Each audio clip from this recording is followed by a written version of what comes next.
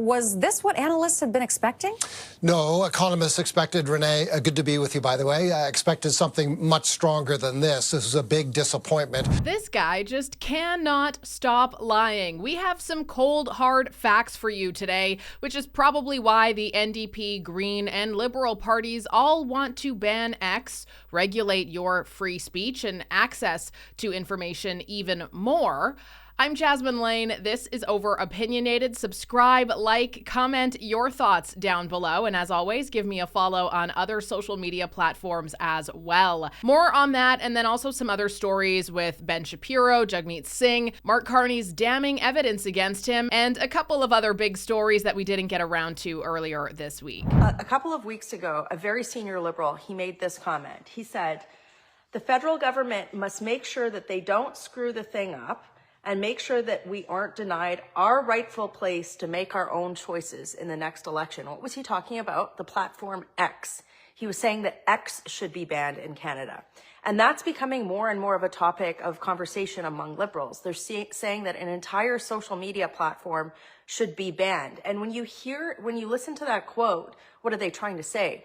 They're worried that social media platforms that allow for discourse to happen will be banned so that they can have more control of the message. Now, it kind of makes me laugh how throughout this entire Liberal leadership race, one of the number one things you have heard almost every candidate say, a winner is being selected tomorrow. It's obviously going to be Mark Carney, possibly could be Chrystia Freeland, most likely Mark Carney. But one thing that they've all said is something to the effect of the opposition is scared of me. They want to really drive that home, that they are so powerful and all-knowing and they're so right that the opposition is scared of them. But all I can think of when I hear stuff like this is that you are absolutely terrified of the truth. You are scared of your own citizens figuring out what is going on. And this isn't just happening in Canada. However, this is only happening in very left-leaning ideological governments around the globe. The UK, Germany has horrendous versions of censorship when it comes to your speech. Australia is also quite bad. All of those places are very left-leaning. And I'll pose the question to you. I have a lot of theories on this myself, but why do you think it is that particularly left-leaning ideologues in government want there to be censorship of speech so badly? What do you think it is? Do they think that they are some sort of a false prophet? Is it about control? Is it about money because they don't want you to know where all of the other ideological funding goes? Is it total political power? Is it just the easy eradication of dissent?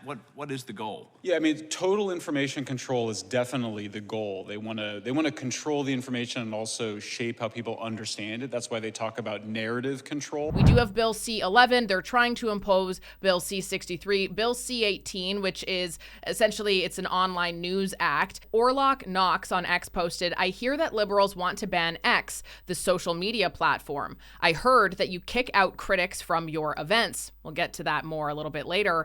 Liberals have tried to restrict free speech with Bill C-63. And C-11 and C-18 all also had impacts on those. Those have all been passed. Bill C-63 hasn't actually gone through yet, but it has made it through first reading already. Why are Liberals so obsessed with control? I'm voting Conservative. Anyone else? That post was directed at Mark Carney. I've seen this trending online that Mark Carney allegedly said something about wanting to ban X. I'll be honest, I tried to fact check that. I couldn't find a definitive quote of him. If there is something that I missed and he did in fact say it and there's video footage of it or there is an actual quote, feel free to let me know in the comments down below. To quote directly from the Liberal Party, let me make myself very clear. There's a lot of radicals, there's a lot of fake news out there across every political spectrum, but to take away an individual's right to discern that information themselves will not only be incredibly harmful and a very clear sign and pathway towards authoritarianism or totalitarianism, but it will also evolutionarily change the brains of people because you no longer are able to think for yourself and see things that challenge one's point of view. Like that would be an absolute disaster for a society. And I mean, if you look at some people already who exist in society in very close echo chambers, that is a disaster for them. I was reading a statistic not terribly long ago that on average, when it comes to people being indoctrinated out of an entire population, typically roughly 30% of that population, their brains are forever damaged from that type of mental manipulation that they have, the lack of critical thinking that they have. 30% of an average population will never go back to thinking how they should have and how they would have had it not been for the mass psychosis and psychological operation that was put on them in order to have them follow a certain narrative. And at the end of the day, we are individuals, and governments have zero right to control what we see and hear. They have zero right to tell you what is fake and what is real. They have no right to do that. That is your job as an individual human being, to do your research, to recognize, have the self-awareness when you are going down a rabbit hole that is perhaps not very healthy, or you're putting things together that maybe you shouldn't because you are so enthralled by this emotional contagion or anger or frustration, whatever it may be. That is your right, your job as a human being individually to discern all of that information and hopefully come to a solid middle ground. We can all get very carried away with things. I mean, I'm on the internet. I see it all the time. I get crazy emails all the time. Sometimes they check out, so they're definitely worth investigating, and sometimes they don't, and you need to let them go. And that's your job to be able to do that for yourself, not the government's job to try to cushion you for the scary world around you. Guess what? The world is scary. There's a lot of bad things. There's a lot of corruption. There's a lot of things out there that you probably wish you didn't know or didn't have to see, but you did, and you're going to be stronger for it, and you're going to learn something from it, ideally. And if anything, to me, radicalism and conspiracies are a direct result of poor leadership and lack of transparency. When people don't have answers because you are being shady AF, people are going to go down rabbit holes to try to put the puzzle pieces together because something doesn't make sense. He's also been accused of manipulating the algorithm on X to favor right-wing conservative candidates. He's recently endorsed Pierre Poilievre, who's accepted that endorsement. So we're worried about the real threat of election interference in our country. You know, it's funny. I don't remember all of these same people being upset when it was caught and proven that Twitter, as well as Facebook and Instagram, had been manipulating algorithms and censoring people in benefit of Democratic and left-leaning governments, but okay. The public inquiry into Foreign interference has just released its final report. Our national security agencies have confirmed this. But for some reason, Pierre Poilievre refuses to listen to them. Well, you'll be joining NCCOP. No. I was honestly quite surprised to see an attack ad like this because it is just so misinformed. That's the best way you can put it. I also think it's important to mention, I've discussed this at length in previous episodes if you want to go back and check them out, but by law, it is actually illegal and punishable for anybody at all to reveal the status of somebody's clearance. Just going to throw that out there. So it's interesting to me that the Liberals have ran with this so hard unless Pierre Poilievre gave them permission to do so, which I highly doubt is the case. But that is something that we're hearing again popping up from the Liberals. Oh, the foreign interference in our government, which is fascinating because the government sometimes took too long to act, and coordination was not always optimal. The means used to communicate information to certain decision makers, including elected officials, proved imperfect, sometimes very imperfect, since certain documents never got to where they were supposed to go. And there seems to be no good reason why. Above all, what I found is that the government has been, overall a poor communicator when it comes to foreign interference. In the report that the Trudeau Liberals actually had to sign off on getting done, it was quite clear that some of the biggest issues when it comes to foreign interference were not Russia, like they were trying to paint it. Russia didn't even make the top 5. It was China, India, Iran, Pakistan. They were some of the big dogs on there. I can't remember exactly who the 5th was, but they're running on this again to create fear. And could you imagine in a world where we weren't able to fact check this through social media or through news, which they're trying to make it more difficult to do, what effect that could have on the world? It's been very clear why Pierre Poilievre has said that he isn't getting it. He also, for all we know, does have it. And we legally would not be allowed to know whether or not he does until he actually confirms it himself and makes it public domain. Not to mention the fact that Poilievre had top clearance when he was working under Harper's government. He has all the clearance he needs for the position that he has, and if this was truly such a big deal, Justin Trudeau could just go and make it mandatory. That would be very easy for him to do, but he doesn't. Instead, he uses it for political talking points. I agree completely with Poilievre's decision not to take the bait. Trudeau's been trying for a year and a half to restrain what Pierre Poilievre can do by trying to say, come and get this private briefing, and oh, by the way, then you'll be held to an official secret, and you won't be able to talk about this anymore. Trudeau doesn't want to talk about the fact that there were known cases, and they're coming out clearly, where the Liberals sat on information, refused to issue warrants and the like with regard to Liberals. So they're trying to distract and say, oh, look at this guy Poilievre. He doesn't even want to know the names of the people. And look at all the conditional wording that Trudeau uses. It's to go back to the 50s in the United States, it's McCarthyism. It's the enemy within. We've got these people and they don't even want to know about it. This is simply not worthy of Canadian politics. I've never seen anything so low. I don't know if it's just me, but I think it's pretty funny how in order to try to smear Pierre Poilievre, the Liberals have to compare him to Donald Trump, who they've made a villain in the eyes of the Canadian people. And then they also have to make these ridiculous assertions about this ridiculous clearance that the Trudeau government created that they're using against him. Like, they have yet to be able to smear him based on something he has done, whereas the Conservatives, they don't have to compare the Liberals to anybody. They just have to tell the truth. And that is enough to make people walk over to the other side. And this one I thought was quite funny, just another truth about the Liberals. Mark Carney posted this. He had a big event where he was kicking out media left, right, and center. Okay. And do you work for, can I ask you who you work for tonight? I work for the RCMP. Thank you, officer. Have a good night. Can you quickly tell us why Mark Carney gets RCMP? Ma'am, as we're leaving, you are RCMP. How much is this costing the taxpayer? I'm not here to answer any questions. No. Why does Mark Carney get armed RCMP security? That's okay. Mark Carney posted, I'm standing here tonight because Canada has given me everything. My family, my education, and my values. And now I'm ready to give Canada my all. I got to give a big shout out to David Jacobs, a fantastic page to follow on X. He said, he underlined the education and he said, Oxford University, not Canada. Harvard University, also not Canada. Geography is hard, Mark, and for some people, so is telling the truth. Now, I did fact check the family thing. We do know that Mark Carney was born in Canada and Northwest Territories, if I'm not mistaken, but his wife is a European gal. She was an economist. They met when he was overseas at Oxford there.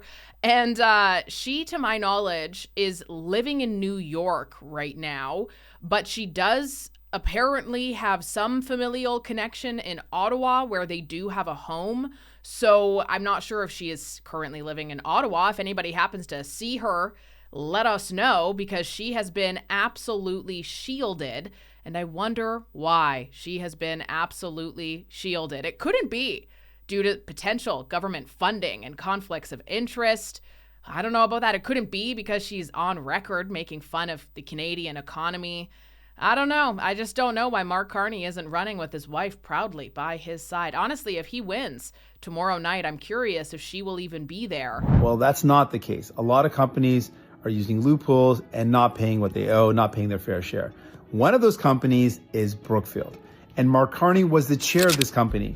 And an independent report points out that they're one of the biggest tax dodgers in Canada. So they've set up hundreds of offshore accounts in the Caribbean. And an independent report called Brookfield's Bermuda Base points out that most of these offshore accounts were set up basically just to avoid paying taxes.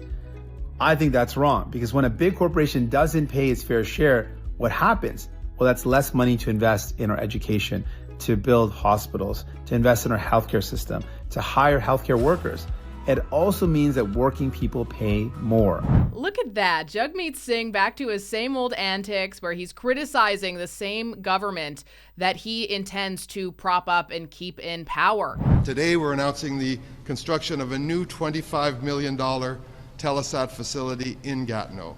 And funding for this facility will be supported by the federal government's $2.14 billion investment in the project. But Mark Carney will not release his financial interests, even though the Liberals just gave $2.1 billion to Telesat, and the CEO is friends of Mark Carney. In fact, here's a photo of them just in June, having a grand old time talking about the billions of dollars they're going to lobby from the government and how much better that's likely going to get when Mark Carney is actually sitting there and he has the control. You know, being prime minister is probably Mark Carney's wet dream, because he's previously been somebody who had to get really close to governments in order to convince them and manipulate them and their people about these fake emergencies or about these things that apparently we really need, even though we don't, in order for him and his friends to get really rich. And now he gets to actually be the government, who gets to pick and choose the things and know the market and know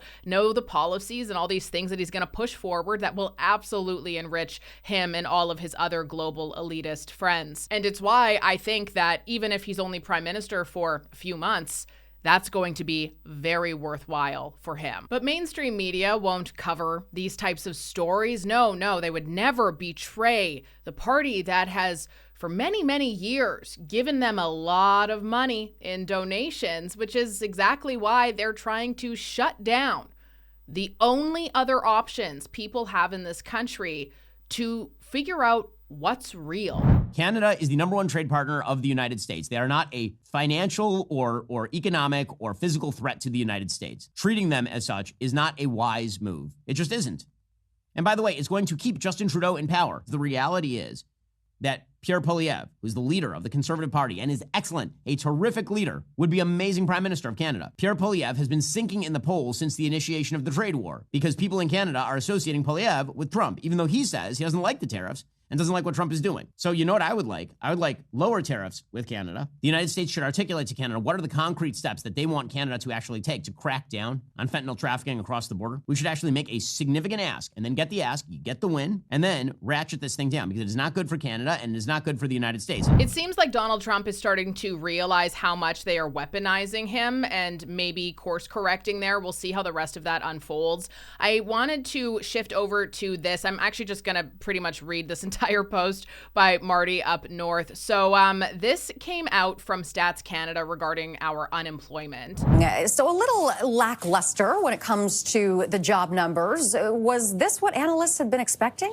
No, economists expected, Renee, good to be with you, by the way, expected something much stronger than this. This was a big disappointment. What was expected coming into today's labor force survey from StatsCan was 20,000 additional jobs added to the Canadian economy. And what we got was essentially a break-even number, only 1,100 jobs added to the Canadian economy during the month of February.